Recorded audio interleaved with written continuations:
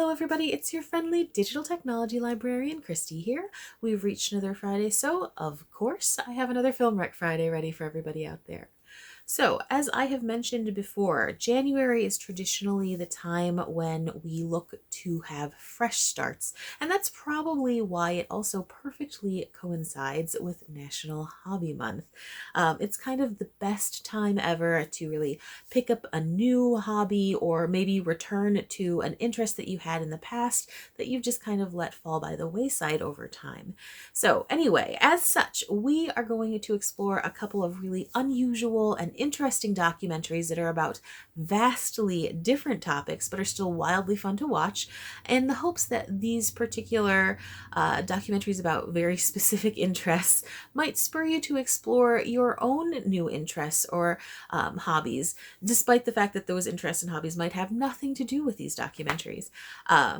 Anyway, as always, these recommendations are available to you entirely for free with the use of your Milan-Berlin library card. So without any further ado, let's get to the recs. Okay, before I hop into the two recommendations for this week, I did want to sort of talk about two other options that you have that are perfect if you are interested in exploring a new interest or a hobby.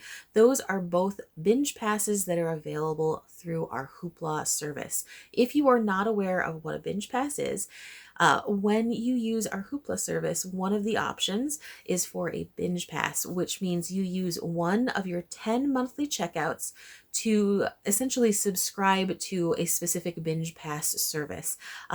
These services give you the option to access a channel that has a particular topic. I've talked tons about the Hallmark Now channel and things like that, but the two particular passes that I think would be useful for people interested in diving into a new hobby. One is Curiosity Stream. Now, Curiosity Stream is a channel that is available via other subscription services, but here you get it completely for free. And it just sort of covers films, series, shows all about nature, travel, history, and a ton of other general genres. And there's so many topics within them. Whatever sort of interest in those veins you might have, whether it be about more about the natural world, geography, scientific history. There are shows, documentaries, series all about those things. If you like animal wildlife in general, birding, things like that, tons and tons of video options on there.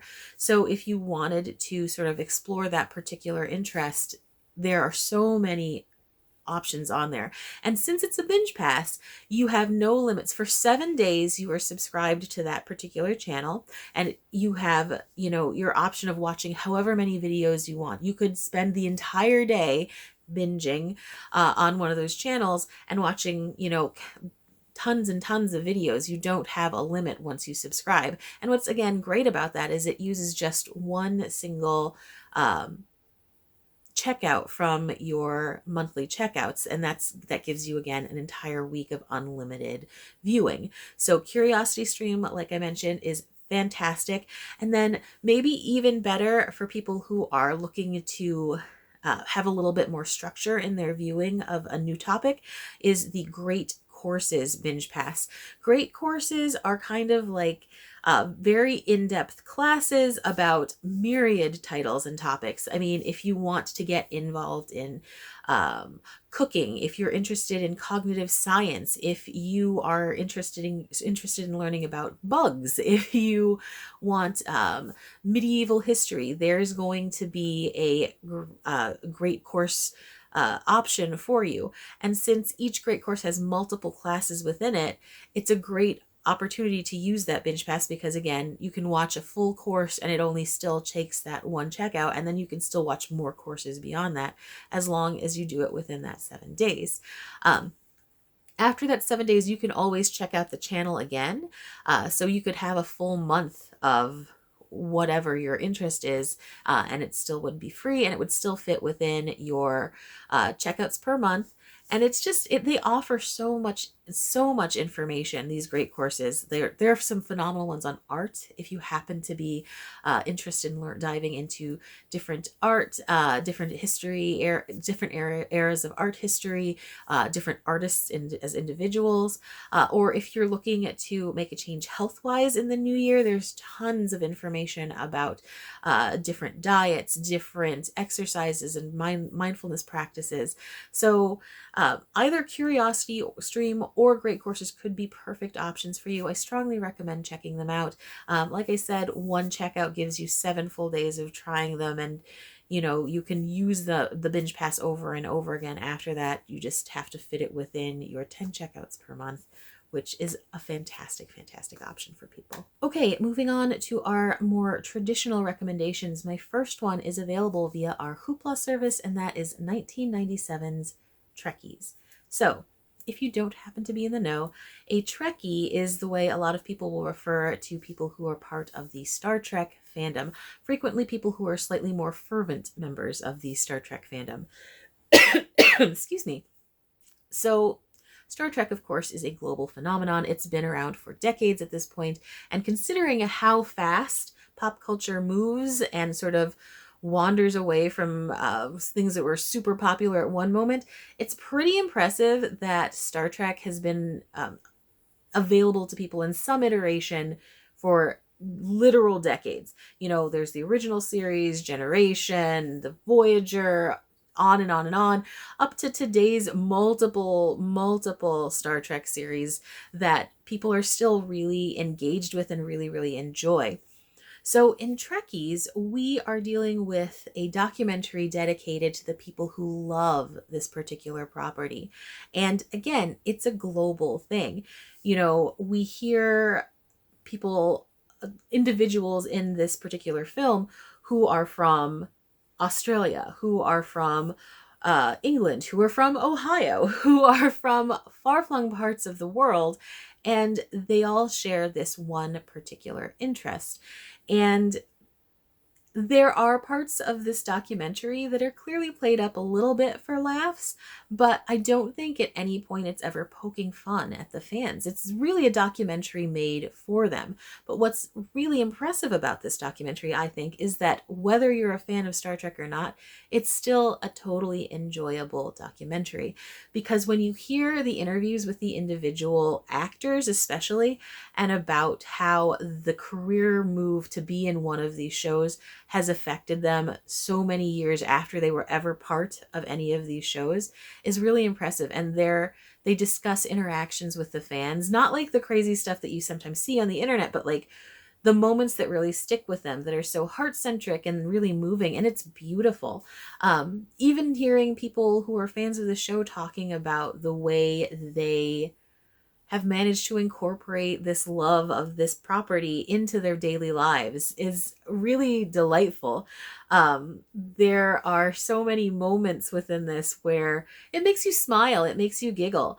Um, and I think anytime we discuss a topic that we're really passionate about, something is electric about that. And I think that's why this documentary is so much fun to watch, because you hear from so many different people and you hear what individual elements they are drawn to, whether it's the otherness of dressing up as a Klingon and being able to express the things that a Klingon might express that a regular human being wouldn't be able to express, and how they gravitate towards that sort of wildness, or how being part of this larger message and larger community really affects how they interact with the world. And there's just something really charming and interesting about that.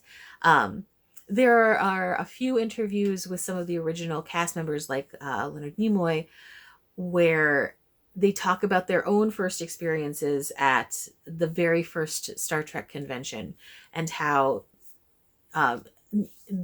all the members of the original cast, as far as people who were interviewed for this, but Nimoy in particular, talks about the expectations were super low, maybe 30, 40 people.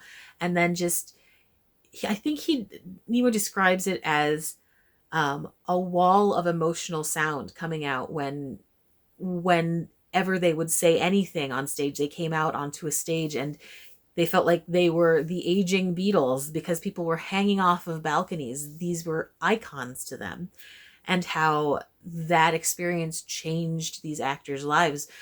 So many years after this original series had been on, the impact wasn't necessarily something that they had already internalized until so much time had passed and they realized they were still so important to so many people.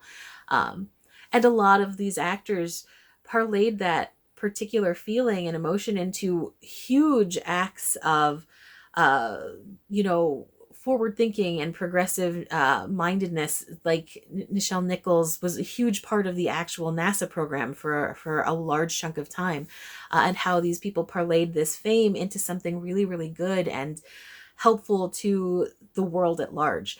So yeah, Trekkies is in general just sort of exploring that mindset, uh, these individual experiences of people around the world, and how watching this one show or one franchise managed to make things better. And I think that's pretty impressive for any TV series to be able to say, to have made that much of a difference.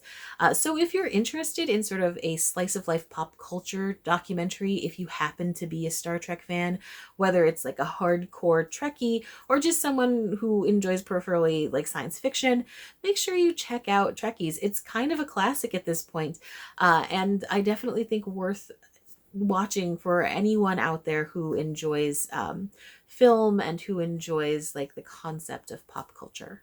Okay, my other recommendation for today is also a documentary available via our Hoopla service, and that is 2016's Yarn.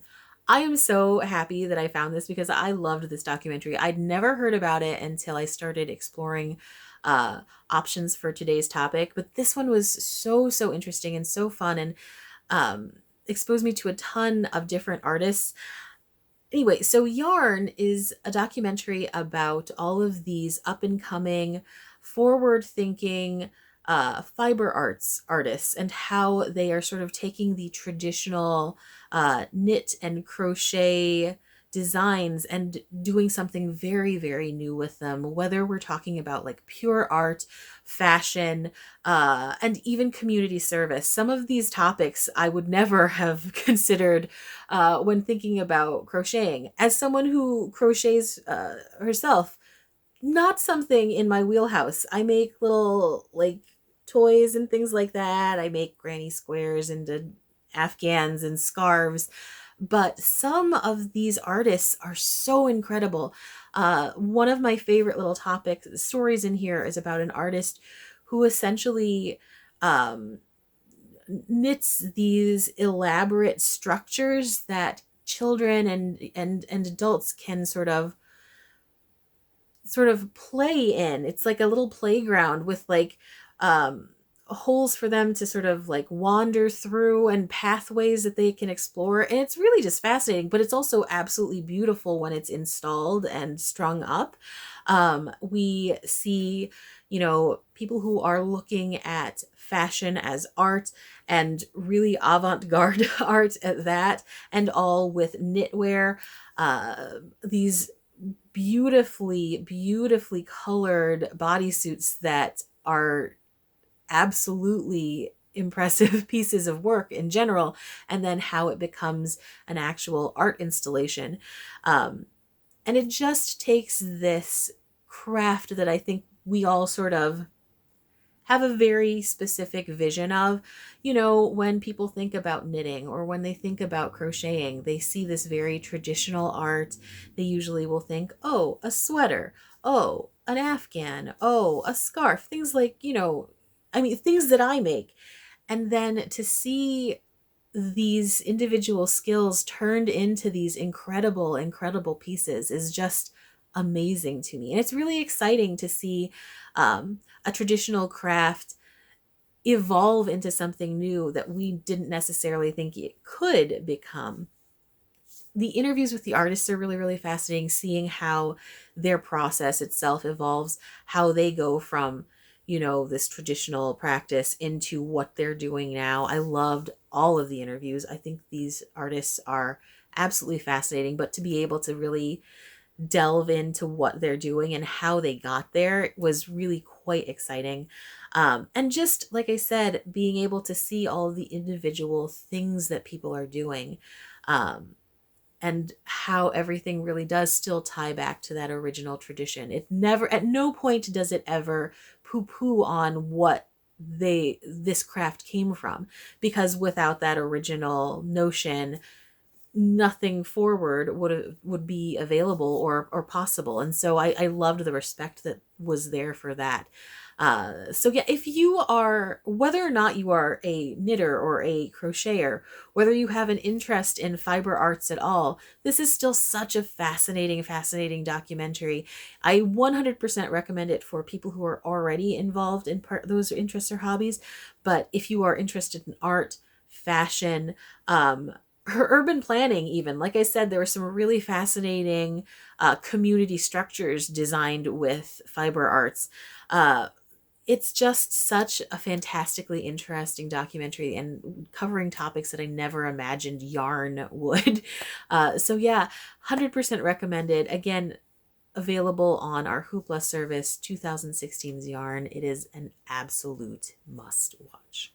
All right, so those were my recommendations for our hobby episode. If you happen to have any other recommendations you would like to share, please comment with those below. Definitely would love to hear about those. If you have any recommendations for themes you'd like to see us cover in the future, definitely share those. As always, thank you so much for joining me. I love putting these lists together, and this week was especially fun, particularly finding that yarn film. So with that, I'm going to close things out. Once again, thank you for joining me, and hopefully I will see you next week. Bye-bye.